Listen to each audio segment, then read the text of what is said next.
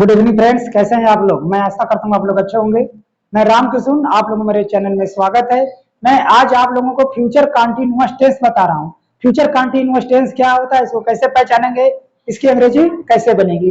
तो देखिए, future continuous tense पहचान है इसका, इस प्रकार के वाक्य के अंत में रहा होगा, रही होगी, रहे होंगे आदि शब्द आते हैं और इस प्रकार के वाक्य से भविष्य में किसी काम के लगातार होने का पता चलता है।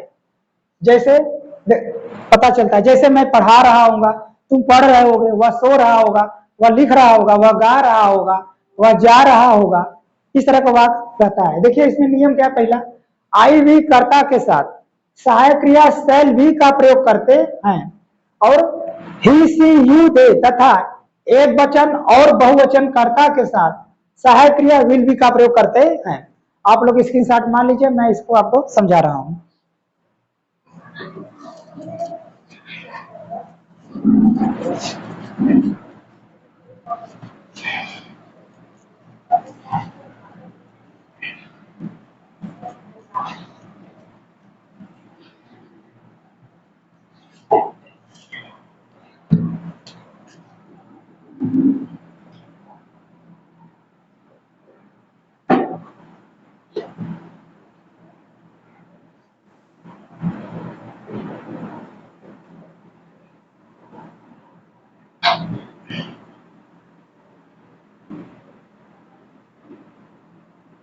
देखिए, अगर आई भी करता है तो helping verb shall be, main verb में आईएनजी, उसके बाद ऑब्जेक्ट का प्रयोग करेंगे। देखिए जब क्रिया में आईएनजी लगाते तो उसे भी फोर कहते हैं। और देखिए अगर करता है ही सी यू दे, एक वचन और बहुवचन है, तो हेल्पिंग वर्ब विल बी भी फोर ऑब्जेक्ट का प्रयोग करेंगे। जैसे देखिए, मैं किताब पढ़ रहा हूँगा,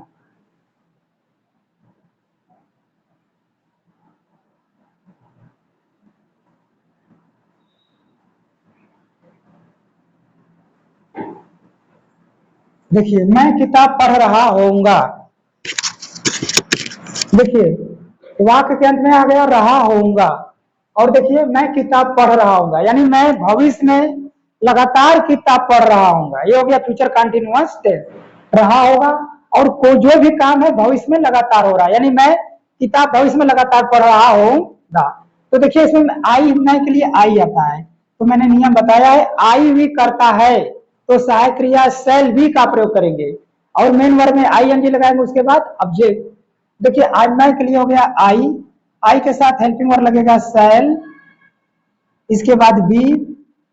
देखिए आई के अगर सब्जेक्ट तो हेल्पिंग वर्ब हो गया सेल बी, इसके बाद भी फोर। भी फोर क्या है, पढ़ना, पढ़ने के लिए स्टडी का प्रयोग करते हैं, तो स्टडी में आई एन जी हो जाएगा स्टडिंग। अब क्या पढ़ रहा हूँ, किताब, तो लिखेंगे बुक। ये हो गया other word. I shall be studying book, मैं किताब पढ़ रहा हूँ। देखिए अगला, हम नाच रहे होंगे।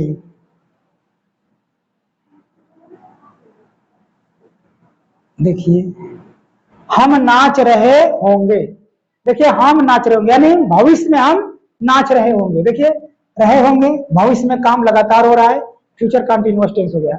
तो हम के लिए लिखेंगे वी, वी के साथ हेल्पिंग वर्ब आएगा सेल, इसके बाद बी, इसके बाद देखिए भी फोर क्या है, नाचना, यानी क्रिया क्या है, नाचना, तो नाचने में आई एन जी लगाएंगे, डांस में I N G dancing, I am shall, we shall be dancing, हम नाच रहेंगे, वी सेल बी डांसिंग, हम नाच रहे होंगे। देखिए डांस माने क्रिया, इसमें आई हो गया डांसिंग। आप लोग इसके साथ मान लीजिए, मैं अगला बता रहा हूं।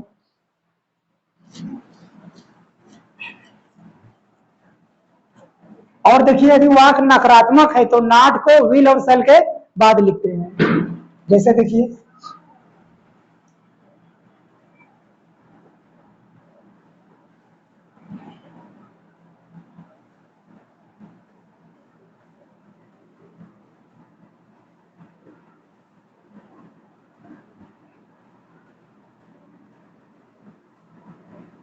वह किताब नहीं खरीद रहा होगा।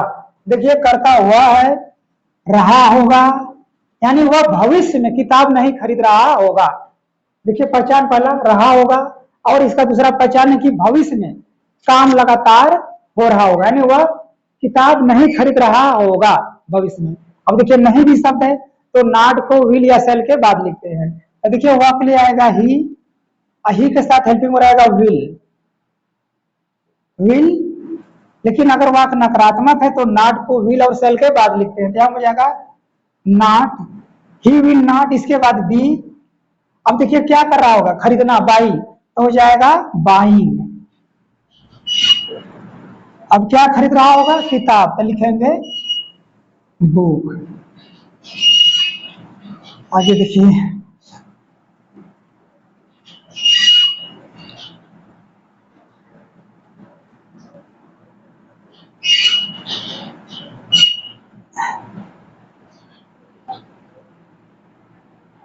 देखिए तुम नहीं सो रहे होगे, अब तुम यानी तुम वर्तमान सॉरी भविष्य में लगातार नहीं सो रहे होगे, हो गया फ्यूचर कंटिन्यूअस टेंस। तो तुम के लिए लिखेंगे यू के साथ हेल्पिंग वर्ब आएगा विल, इसके बाद नहीं शब्द है तो नॉट आएगा हेल्पिंग वर्ब के बाद, यू विल नॉट बी। इसके बाद मेन वर्ब क्या है, सोना, तो स्लीप का हो जाएगा स्लीपिंग। यू आर नॉट, देखिए you will not be sleeping, तुम नहीं सो रहे होगे। मैं आशा करता हूँ आपको समझ में आ रहा होगा। देखिए अगला,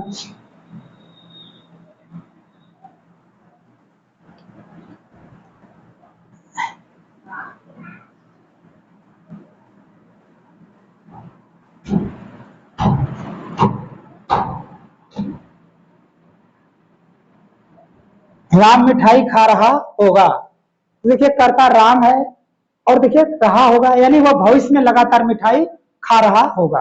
तो देखिए लिखेंगे राम, सॉरी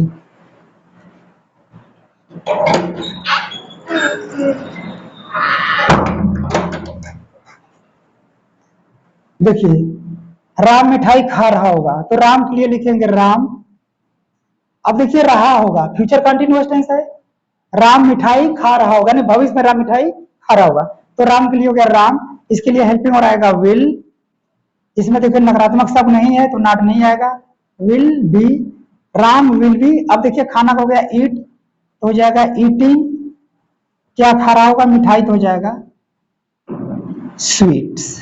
इस तरह से बनेगा। मैं आशा करता हूँ आपको यह समझ में आ रहा होगा। आप लोग स्क्रीन शॉट मान लीजिए, मैं आपको इंटरेस्ट का इंट्रोगेटिव बता रहा हूँ।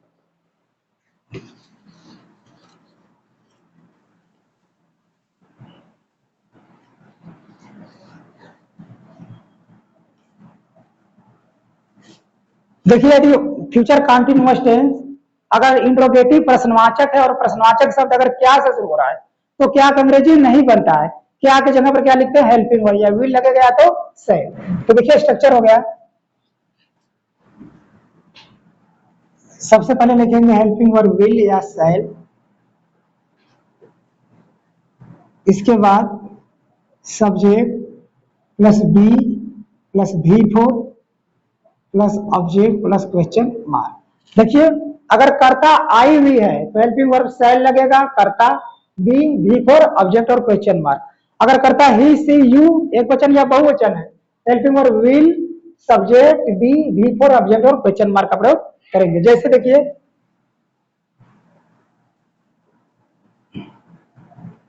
क्या हुआ, दौड़ रहा होगा,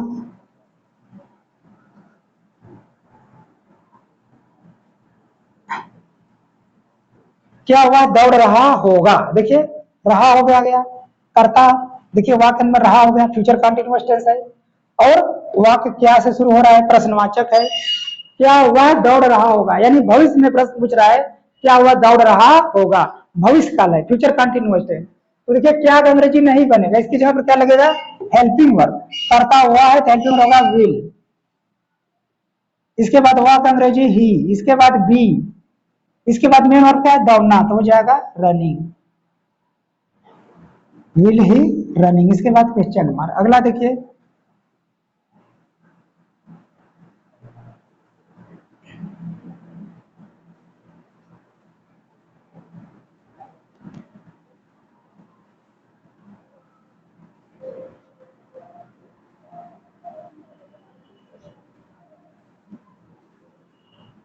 क्या मैं अंग्रेजी पढ़ रहा हूँ? देखिए वाक्य शुरू क्या अंग्रेजी नहीं बनेगा, इसके लिए लगेगा हेल्पिंग वर्ब। करता मैं है तो मैं के लिए आएगा सेल, इसके बाद मैं की अंग्रेजी आई। देखिए प्रश्न सहायक क्रिया के तुरंत बाद सब्जेक्ट, इसके बाद बी, सेल आई बी। अब क्या है मेन वर्ब पढ़ना, तो हो जाएगा स्टडी, तो स्टडी, सेल आई बी स्टडी, सेल आई बी स्टडी। अब क्या ऑब्जेक्ट है अंग्रेजी, तो हो जाएगा इंग्लिश, इसके बाद क्वेश्चन मार्क। मैं ऐसा करता हूँ आपको समझ में आ रहा होगा। आप लोग इसके साथ मान लीजिए मैं बीच वाला बता दूं।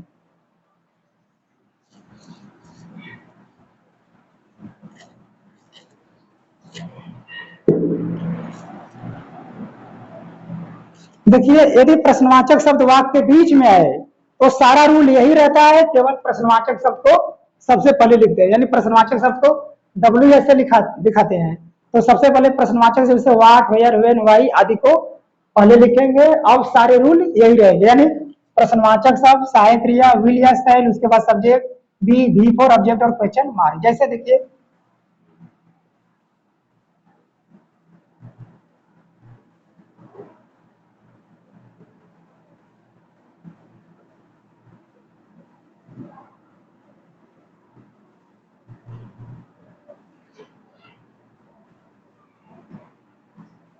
कि वह क्यों एक गाना गा रहा होगा, तो देखिए पहले क्यों का अंग्रेजी लिखेंगे वाई, इसके बाद देखिएगा हेल्पिंग वर्ब, कर्ता के अनुसार, अकॉर्डिंग टू सब्जेक्ट। सब्जेक्ट देखिए हुआ है तो हेल्पिंग वर्ब आएगा विल, इसके बाद हुआ का अंग्रेजी ही, इसके बाद आएगा देखिए सब्जेक्ट के बाद बी, इसके बाद भी फॉर क्या है गाना, तो हो जाएगा सिंगिंग। अब क्या गा रहा हुआ एक गाना, ऑब्जेक्ट लिखेंगे और सॉन्ग, इसके बाद क्वेश्चन। देखिए मैं फिर समझाता रहा हूं। सबसे पहले प्रश्नवाचक शब्द क्यों का अंग्रेजी हुआ ही, इसके बाद हेल्पिंग वर्ब विल क्योंकि करता हुआ है, इसके बाद यही सब्जेक्ट ही, इसके बाद बी, फिर भी फॉर जैसे सिंग बने गाना तो सिंग में आई जो क्या सिंगिंग। अब ऑब्जेक्ट क्या एक गाना और सॉन्ग। देखिए आगे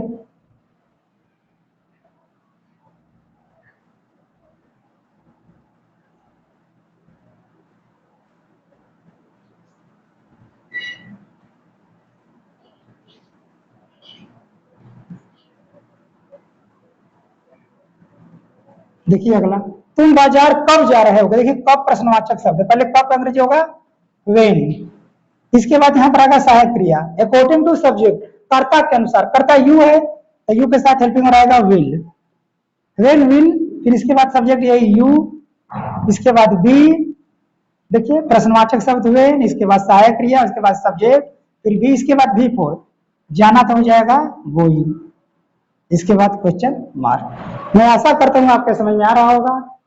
अगर आपको मेरा वीडियो अच्छा लगे तो आप इसे लाइक कीजिए, शेयर कीजिए, सब्सक्राइब कीजिए। धन्यवाद।